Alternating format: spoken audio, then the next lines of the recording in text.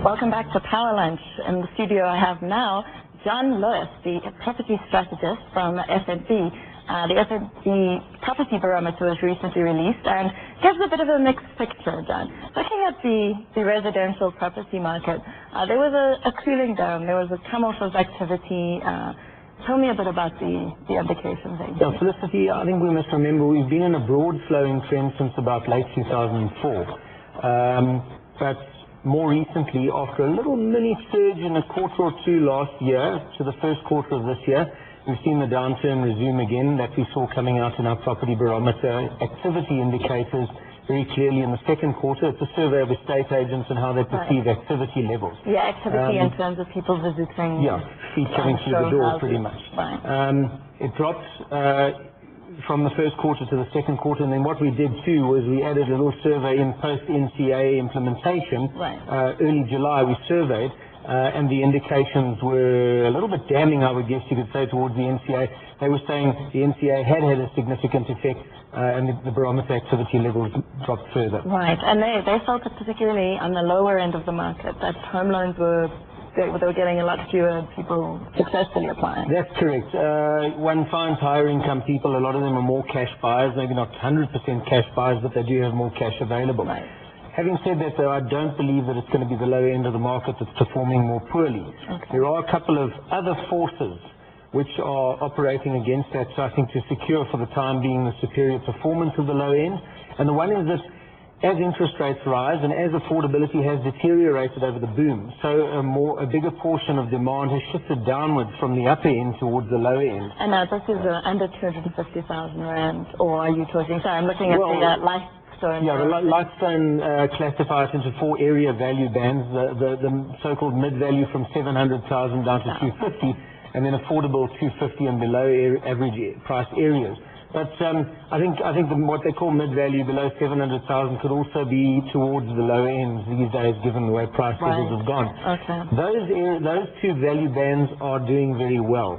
When you say doing very well, the prices are rising more rapidly than in other bands. Yes, the mid-value 700 to 250, and remember this is average value for area. This is not just each property. Right.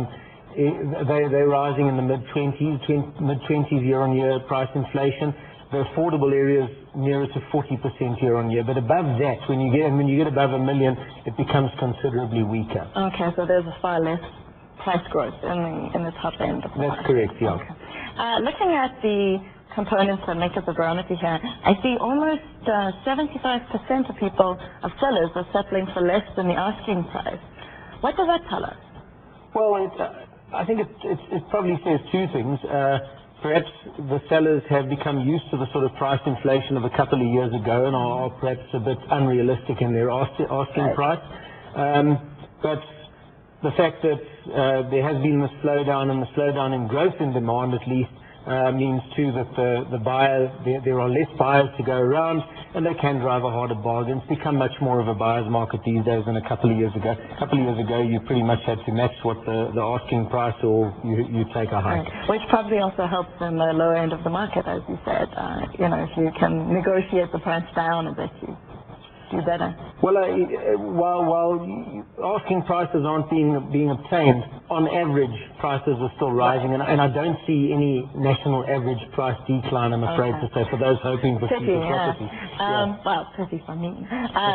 The number of properties staying on the market for longer than 10 weeks, that also grew, so that's also further indication, as you said, that it's more of a buyer's market than a seller's market. Yes, to give the listeners a bit of an indication of where it was nearer to the peak, further back to the peak of the boom, it was around about 4 weeks, if I remember. So 10 weeks average, that's quite a significant change. One has to wait it out a bit longer if you hope to, well, not only get your property sold, but probably even longer than that if you hope to get the price you asked for. Right. Yeah. And the buy-to-let market's come off. Why is that? Is the return not as attractive?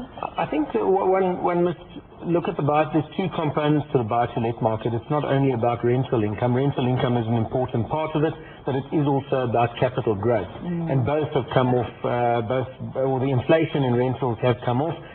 So the buy-to-let market has lost its attraction since the peak of the boom. And nearer to the peak, about 30% of buyers were buy-to-let.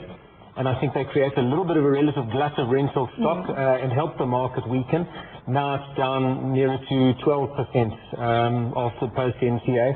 This is good for the recovery, ironically, because the buy-to-let or the new buy-to-let stock growth is actually slowing down as well, while the middle class is still growing. You've got an economy growing at still near to 5%, so middle class purchasing power is growing, and people are coming into the labour market, and they will be looking for rental stock. So ultimately, I think we'll probably see we're seeing early signs, if one looks at some of Trafalgar's data, but they're not convincing yet, of a rental market starting to turn. But I think we need more convincing signs for another year or so.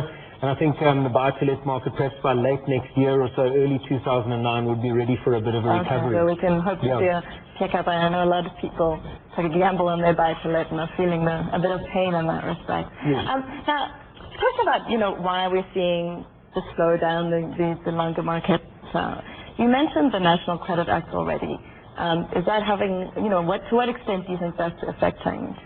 Well, that's just one of the additional factors that supports the trends. One must remember the slowing trend started a few years ago with a deteriorating interest rate situation. Now, I'm not talking about interest rate hikes. It started when interest rates moved from aggressive cutting to almost flat. That was a negative for the market. And now, obviously, hiking makes it that much worse.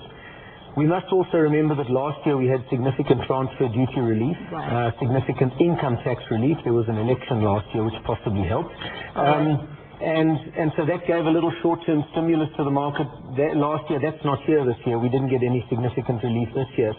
And then on top of that, the economic growth rate looks to be slowing down at the moment.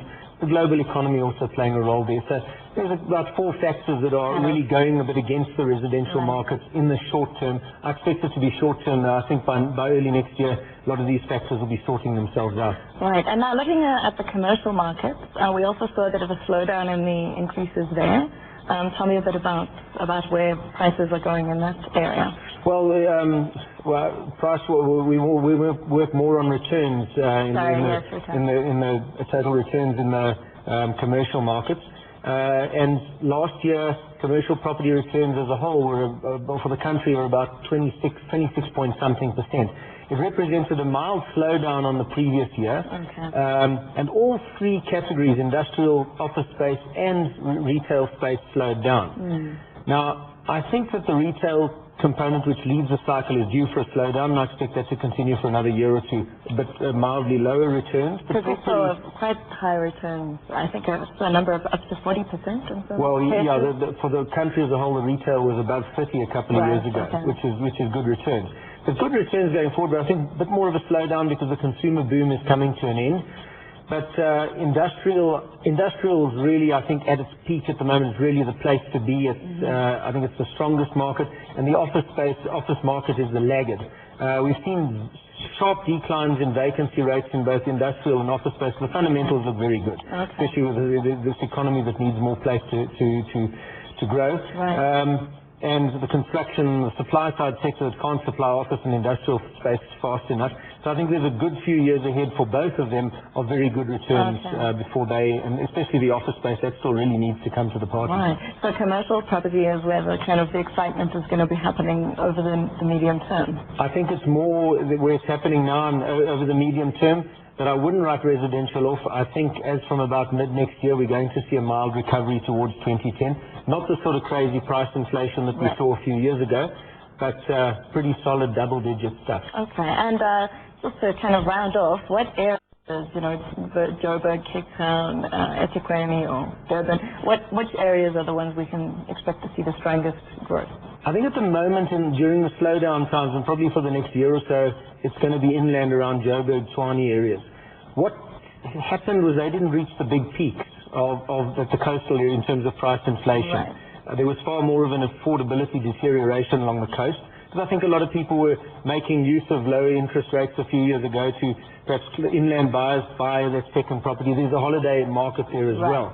So those markets hit higher peaks and are now, so in other words, their affordability deteriorated further. And I think they're going to hit lower troughs as well in the process, low troughs in price inflation. It doesn't make them any worse markets over the long term. But I think they're more interest rate sensitive, while the Gauteng market is predominantly driven by primary residential demand, which makes it more stable. It doesn't hit the peaks, but it won't hit the troughs either. Okay, so a pretty optimistic outlook, despite some slowing in the growth of the property market and in the growth of prices. That was John Loos, FNB strategist. Thank you very much for joining us this afternoon with Powerland. We will see you again on Monday.